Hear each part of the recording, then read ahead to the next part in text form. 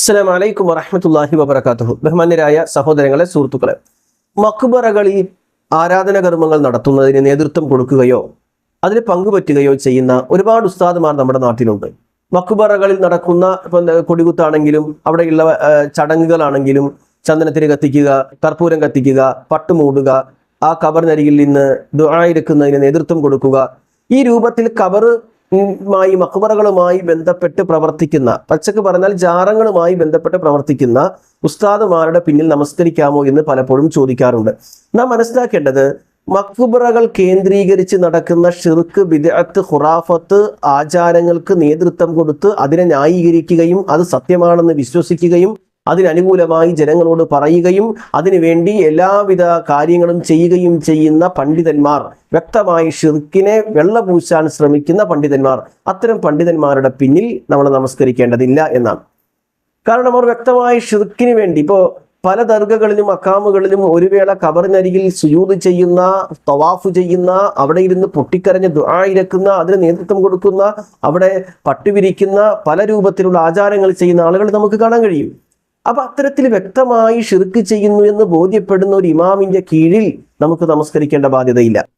ഈ വിഷയത്തിൽ ഇബ്നു ബാസ് റഹ്മത്തുള്ളാഹി അലൈഹിയുടെ ഫത്വ തന്നെ കാണാൻ കഴിയും.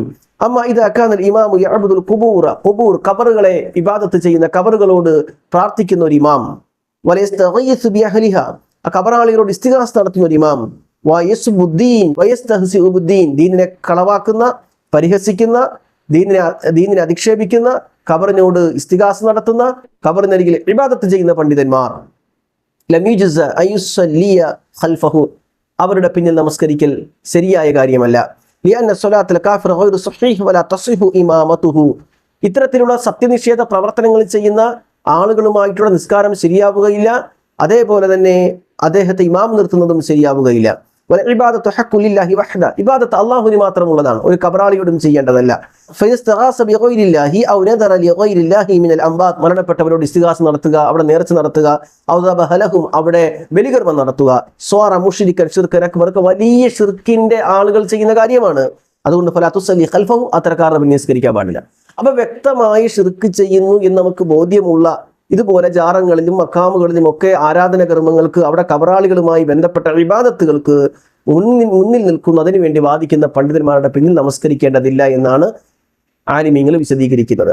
എന്നാൽ അല്ലാത്ത രൂപത്തിൽ ഇതെല്ലാ പണ്ഡിതന്മാരെയും, ഇപ്പോൾ ചില വീക്ഷണ വ്യത്യാസങ്ങൾ, വ്യത്യസ്തമായ സംഘടനകൾ ഉണ്ടാകാറുണ്ട്, പല നിലക്കുമുള്ള ഫിഖ്ഹി വ്യത്യാസങ്ങൾ ഉണ്ടാകാറുണ്ട്, പല നിലക്കുമുള്ള അഭിപ്രായ വ്യത്യാസങ്ങൾ എല്ലാ വിഷയത്തിലും ഉണ്ടാകാറുണ്ട്. എന്നാൽ അല്ലാത്ത നിലയിലുള്ള ആലിമീങ്ങൾ അവര് ജാറ പൂജകൾക്ക് നേതൃത്വം കൊടുക്കുന്നില്ല, ഓരോ മഹലിലൊക്കെ ഇമാമായി നിൽക്കാറുണ്ട്, എന്നാൽ വിദ്യാർത്ഥികളും മറ്റു കാര്യങ്ങൾ ചെയ്യാറുണ്ട്. പക്ഷെ ഇങ്ങനെയുള്ള ഷിർക്കുമായി ബന്ധപ്പെട്ട മേഖലകളിൽ നിന്ന് മാറി നിൽക്കുന്നവരാണ്, അതിനുവേണ്ടി വാദിക്കാത്തവരാണ്, അങ്ങനെയുള്ള കാര്യങ്ങൾ ചർച്ച ചെയ്യാത്തവരാണ്, അവരുടെ മനസ്സിൽ എന്താണോ എന്ന് നമുക്ക് അറിഞ്ഞുകൂടാ, ഇത്തരത്തിലുള്ള ആളുകളുണ്ട്.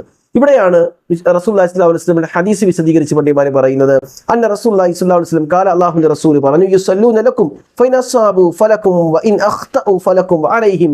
ബുഖാരി റഹ്മത്തുള്ളാഹി അലൈഹി റിപ്പോർട്ട് ചെയ്യുന്ന ഈ ഹദീസ്, ഇത് ഭരണാധികാരികളെ കുറിച്ച് പരാമർശിക്കുന്ന ഹദീസാണ്. ഈ ഹദീസിലുള്ളത്, അവർ നിങ്ങൾക്ക് വേണ്ടി നമസ്കരിക്കുന്നു, അപ്പോൾ ആ നമസ്കാരത്തിന്റെ നന്മയാണെങ്കിൽ അത് നിങ്ങൾക്കും അവർക്കും അതിന്റെ പ്രതിഫലം കിട്ടും. എന്നാൽ അവർ തെറ്റ് ചെയ്തിട്ടുണ്ടെങ്കിൽ ആ തെറ്റ് അവർക്ക് മാത്രമേ കിട്ടുകയുള്ളൂ, നിങ്ങൾക്കുണ്ടാവുകയില്ല എന്നാണ്.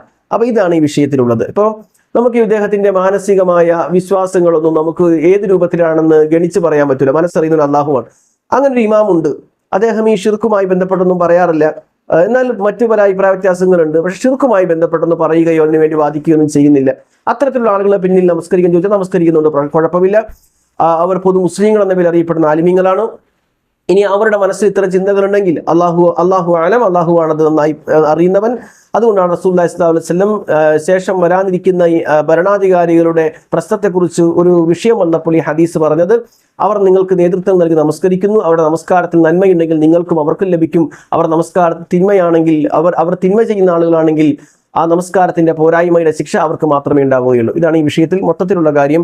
അഹ്ലുൽ ഖിബ്ല എന്ന നിലയിൽ നമ്മൾ അങ്ങനെ പരസ്പരം അങ്ങോട്ടും ഇങ്ങോട്ടൊക്കെ ഇമാമായി നിന്ന് പിന്തുടർന്ന് മഅ്മൂമായി നിസ്കരിക്കാറുണ്ട്. എന്നാൽ വ്യക്തമായി ഷിർക്ക് ചെയ്യുന്ന, കുഫർ ചെയ്യുന്ന, ഇതിനു വേണ്ടിയൊക്കെ വാദിക്കുന്ന ആളുകളുടെ പിന്നിൽ നമസ്കരിക്കാതിരിക്കണം എന്നുള്ളതാണ് ഈ വിഷയവുമായി ബന്ധപ്പെട്ട് മനസ്സിലാക്കാൻ കഴിയുന്നത്. അല്ലാഹു അനുഗ്രഹിക്കട്ടെ. അസ്സലാമു അലൈക്കും വറഹ്മത്തുള്ളാഹി വബറകാതുഹു.